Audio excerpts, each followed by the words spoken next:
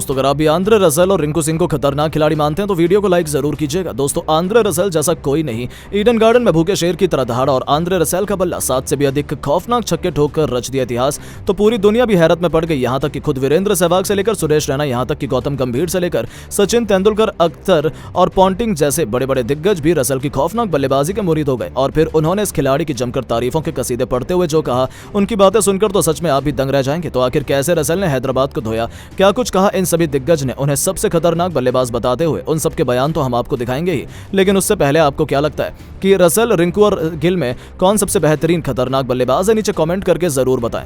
दोस्तों आईपीएल के मंच पर रोमांच अपनी सारी हदों को पार कर चुका है। कोलकाता के ईडन गार्डन में हैदराबाद की ऑरेंज आर्मी मेजबान टीम से दो हाथ करने के लिए तैयार थी, लेकिन गरीबी में आटा गीला उस समय हुआ जब हैदराबाद के गेंदबाजों ने कोलकाता के टॉप ऑर्डर की धज्जियां उड़ाकर रख दी और ऐसी हालत उनकी हो गई कि कोलकाता के 6 बल्लेबाज 119 रन पर ही ढेर हो गए थे। ऐसा लगा था कि कोलकाता तो 150 रन भी नहीं बना पाएगी और उन्हें करारी हार का मुंह अपने घर पर ही शाहरुख खान के सामने देखना पड़ेगा। लेकिन फिर आता है आंद्रे रसेल का ऐसा तूफान जिसकी आंधी में हैदराबाद के अरमान और उनका गेंदबाजी क्रम पूरी तरह से ताश के पत्तों की तरह ढेर हो गया।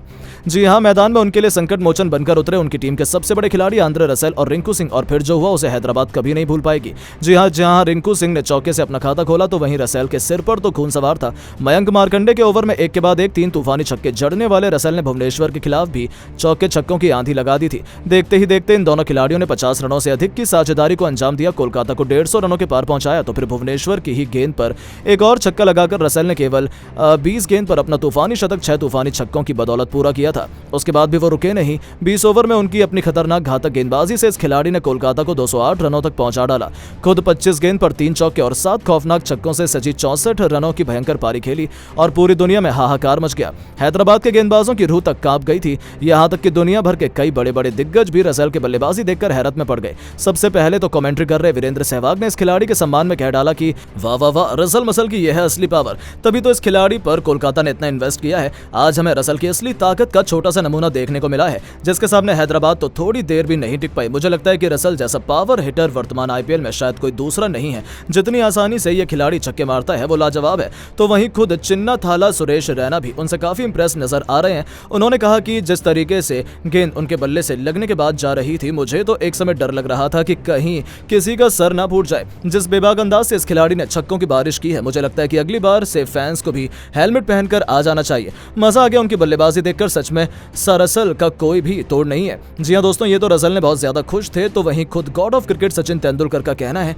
कि पावर हिटिंग के मामले में Russell one of the best खिलाड़ी पूरी दुनिया में है। हमेशा जरूरत पड़ने पर उन्होंने कोलकाता के लिए मैच विनिंग पारी खेली है। ये आईपीएल के कुछ वन ऑफ द बेस्ट पारियों में से एक है। यह जरूर इतिहास में याद रखा जाएगा। जिस मुश्किल परिस्थिति से उन्होंने ये पारी खेली है, इसके लिए उनकी जितनी तारीफ की जाए उतनी कम है। यही तो आईपीएल का असली मजा है। इतना ही नहीं, खुद ऑस्ट्रेलियाई दिग्गज रिकी पॉन्टिंग का बयान भी निकलकर सामने आया। उन्होंने कहा कि यदि आप टी20 की बात करते हैं तो वेस्ट इंडीज के खिलाड़ियों को तो दूर नहीं रख सकते हैं। कोलकाता ने जिस तरीके से आंद्रे रसेल का इस्तेमाल किया, नंबर 8 पर आकर भी इस खिलाड़ी ने 64 रन बना डाले, वो अपने आप में काफी इंप्रेसिव और बेहतरीन था। निश्चित तौर पर आंद्रे रसेल यदि नहीं होते तो हैदराबाद कोलकाता को शायद 150 रन भी नहीं बनाने देता। वो हैदराबाद और जीत के बीच एक बहुत बड़ी दीवार बने हैं। जी हां दोस्तों, यहां तक कि गौतम गंभीर ने भी कह डाला है कि रसेल हमारे ट्रम्प कार्ड है। 6 विकेट गिरने के बाद भी मुझे रसेल पर भरोसा था और उसने वही काम किया है जिसके लिए वो पहचाने जाते हैं। निश्चित तौर पर रसेल कोलकाता का अटूट हिस्सा है। यदि वो इस मैच में नहीं होते तो हम मुश्किल में फंस सकते थे, लेकिन हमें पता था हर परिस्थिति से वो हमें निकालेंगे।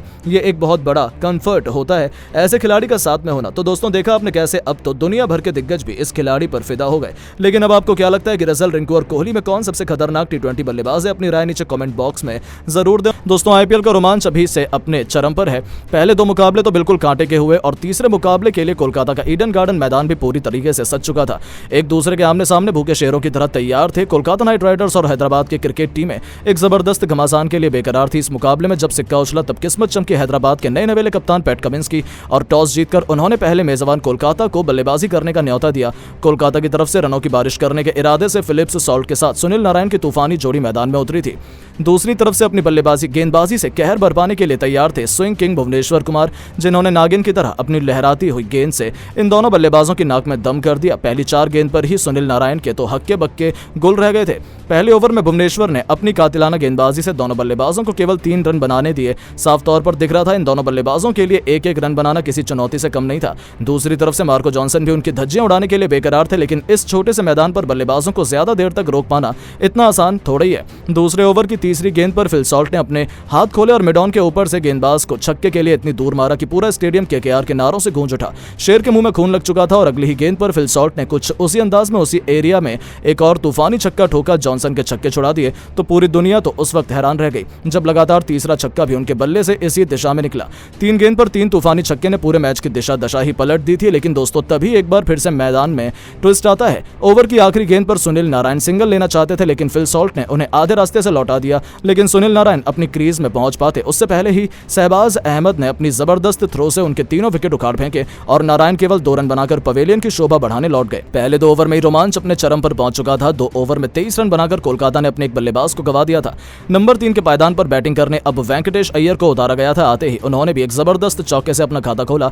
वो कमाल की फॉर्म में नजर आ रहे थे लेकिन दोस्तों इसी के चलते वो जल्दबाजी कर बैठे। चौथा ओवर लेकर टी नटराजन आए थे और उन्होंने अपना बेहतरीन गेंद के जाल में अय्यर को फंसा दिया और वेंकटेश अय्यर सीधा मार्को जॉनसन के हाथों में गेंद मार कर दे बैठे। लगातार 2 गेंद पर गिरे 2 विकेट और कोलकाता की हालत खराब हो गई। जहां अय्यर 5 गेंद पर केवल 6-7 रन बनाकर चलते बने। अब उनके आउट होने के बाद कोलकाता के कप्तान श्रेयस अय्यर मैदान में मोर्चा संभालने के लिए आए थे। उनसे उनके फैंस को बहुत उम्मीदें थी लेकिन दोस्तों गरीबी में आटा गीला। फिर जो हुआ उसे तो कोलकाता के फैंस कभी भी नहीं भुला पाएंगे।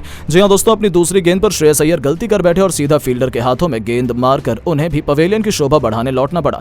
जहां अय्यर तो खाता भी नहीं खोल पाए और नटराजन ने लगातार 2 गेंद पर 2 विकेट लेकर कोलकाता की कमर तोड़ दी थी। जहां 4 ओवर में कोलकाता केवल 32 रन बना पाई थी और उनके 3 बल्लेबाज पवेलियन में थे। उनका टॉप ऑर्डर ध्वस्त हो चुका था। अब फिल सॉल्ट के साथ नीतीश राणा की जोड़ी मैदान पर मौजूद थी जिनके कंधों पर कोलकाता की नैया पार लगाने की जिम्मेदारी आन पड़ी थी और उन्होंने निभाना चाहा। 5वां ओवर लेकर आए पैट कमिंस के खिलाफ बेहतरीन चौके से राणा ने अपना खाता खोला था। 5 ओवर में कोलकाता की टीम 40 रनों तक पहुंच चुकी थी। अभी भी कोलकाता पूरी तरीके से दबाव में नजर आ रही थी।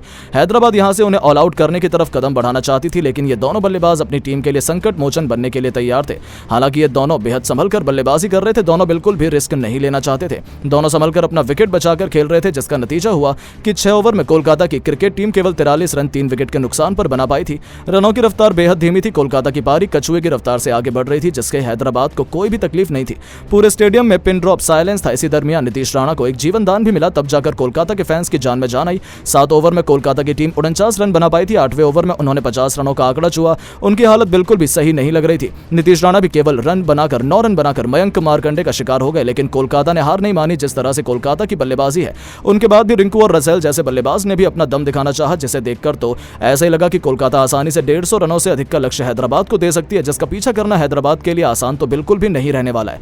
लेकिन दोस्तों अब आपको क्या लगता है हैदराबाद और कोलकाता में किसे आप सपोर्ट कर रहे हैं? इन दोनों में से कौन सी टीम आईपीएल 2024 की चैंपियन बनने की बड़ी दावेदार है? अपनी राय नीचे कमेंट बॉक्स में जरूर दें। दोस्तों आईपीएल के दूसरे मुकाबले में ऋषभ पंत ने 15 महीने बाद वापसी की थी। वह अपनी टीम के लिए आईपीएल 2024 की शुरुआत एक तूफानी जीत से करना चाहते थे लेकिन ऋषभ पंत के लिए उनकी वापसी ही इनके लिए इतना बुरा सपना बन जाएगी ऐसा उन्होंने सोचा ही नहीं था। जहां पंजाब के होम ग्राउंड चंडीगढ़ के मैदान पर पंजाबियों ने उन्हें ऐसा पीटा है कि दिल्ली की क्रिकेट टीम का मनोबल ही चकनाचूर कर दिया। हालांकि मुकाबला तो कांटे का हुआ। दिल्ली की क्रिकेट टीम ने एक समय पर 150 रन भी नहीं बना पा रही थी। उसने अंत में अभिषेक पौडेल के 10 गेंद पर 32 रन की बदौलत 174 रन बना डाले जो एक अच्छा स्कोर माना जा रहा था। ऋषभ पंत ने भी 18 रनों का योगदान दिया। हालांकि इसका पीछा करते हुए पंजाब का टॉप ऑर्डर कुछ खास नहीं कर पाया। जॉनी बेयरस्टो केवल 9 रन बनाकर चलते बने। शिखर धवन केवल 22 रन जोड़ पाए और यहां तक कि प्रभ सिमरन 26, जितेश शर्मा केवल 9 रन बनाकर आउट हो गए और ऐसा लगा कि पंजाब एक बुरी हार हारेगा। लेकिन सलाम है सैम करन को। प्रीति जिंटा के सबसे पसंदीदा खिलाड़ी ने पंजाब को एक तरफा जीत दिलाने की ठान ली। उनका बखूबी साथ निभाया लियम लिविंगस्टोन ने। इन दोनों ने चौके छक्कों की झड़ी लगाते हुए ऐसा तहलका मचाया कि पल भर में मैच का पांसा पलटते हुए उन्होंने पंजाब की झोली में नामुमकिन सी जीत डाल दी। करन ने अर्धशतक ठोका। लिविंगस्टोन ने भी दिल्ली के गेंदबाजों को पीटने में कोई कसर नहीं छोड़ी और ऋषभ पंत की टीम को एक शर्मनाक हार का सामना करना पड़ा। इसके बाद दिल्ली के फैंस बेहद निराश है लेकिन उनसे ज्यादा गुस्से में खुद टीम के पूर्व कप्तान डेविड वार्नर नजर आए। उन्होंने अब अपनी हार पर जो कहा उनकी बातें सुनकर आप भी दंग रह जाएंगे। जी हाँ, डेविड वार्नर ने कहा इस तरीके की हार को आपको दुख होता है। हम आसानी से जीत सकते थे लेकिन ईशान को चोट लग गई। मुकेश सब्स्टिट्यूट में आकर खेल नहीं पाए। हमारे 2 मेन गेंदबाज तो पहले ही बाहर हो गए। तो ऐसे में आप कैसे उम्मीद कर सकते हैं कि 174 रन डिफेंड कर पाएंगे? फिर भी हमारे गेंदबाजों ने अच्छा किया। हाँ, यदि ऋषभ ने समझदारी से गेंदबाजी कराई होती, मेरी बात सुनी होती तो शायद हमें मैच निकाल लेते।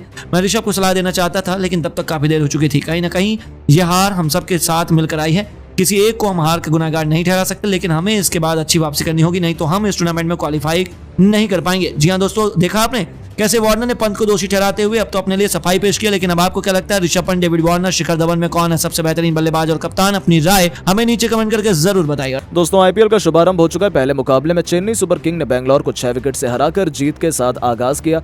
वहीं दूसरा मुकाबला दिल्ली कैपिटल्स और पंजाब किंग्स के बीच चंडीगढ़ के महाराजा यादवेंद्र सिंह इंटरनेशनल स्टेडियम में खेला गया।